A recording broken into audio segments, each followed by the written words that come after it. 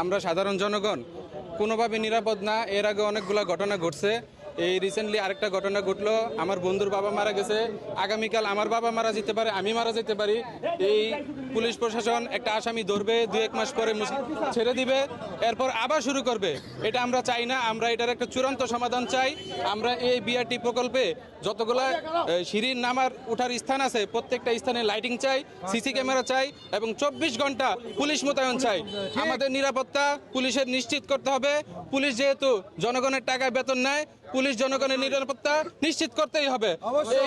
এই টঙ্গী বাজার থেকে যতটুকু বিআরটি প্রকল্প আছে, প্রত্যেকটা বিআরটি প্রকল্পে যে খুব ঘর করা আছে, প্রত্যেকটা খুব ঘরে মাদক সেবন করা হয়। প্রত্যেকটা ঘরে ছিনতাইকারীদের আস্তানা, আস্তানাগুলো বন্ধ করতে হবে।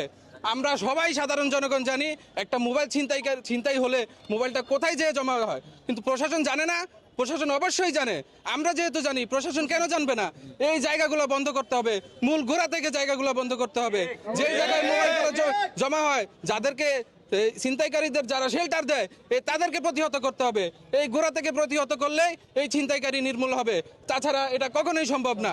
মোনালিসা হেভি ফ্লো 15 পিস প্যাকেটের সাথে 8 পিসের একটি প্যাকেট একদম ফ্রি।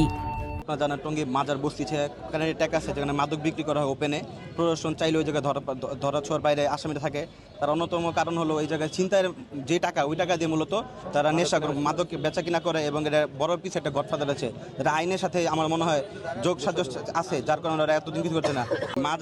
যে মাজার বস্তি রয়েছে, এই জায়গায় একটা বড় আস্তানা তৈরি হয়ে গেছে ছিনতাইকারীদের। তারা মূলত তাদের নেশার টাকা যোগান দেওয়ার জন্য এই ছিনতাইগুলো করে থাকে। এবং সারা বাংলাদেশ আপনারা জানেন কোথাও এরকম ডেঞ্জার জোন হিসেবে পরিচিত পানি টঙ্গী যতটুকু ডেঞ্জার জোন আছে। আপনারা সন্ধ্যার পরে এখন আমাদের মা বাবা ভাই বোনদের নিরাপত্তা দেওয়া অনেক কঠিন হয়ে গেছে। এই শহর তো আমাদের, এটা দায়িত্ব আমাদের নিতে হবে, কারণ প্রশাসন এখন পর্যন্ত ঘুমিয়েছে।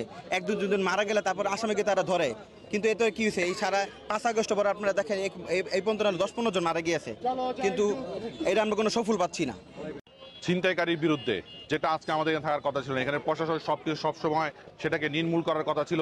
প্রশাসন ঘুমিয়ে আছে, যার সাথে ঘুমিয়ে আছে উপরস্থ সকল ব্যক্তিবর্গ, যার কারণে আজ 6 তারিখে আমাদের এই এলাকার ছোট ভাই তার বাবা হারিয়েছে। কাল যে আমি হারাবো না তার কোনো নিশ্চয়তা নাই। এটা একটি ইন্ডাস্ট্রিয়াল এরিয়া। এখানে সব সময় প্রত্যেকটা সময় এখানে শ্রমিক কর্মকর্তা কর্মচারীরা চলাফেরা করে। তাদের নিশ্চয়তা কি?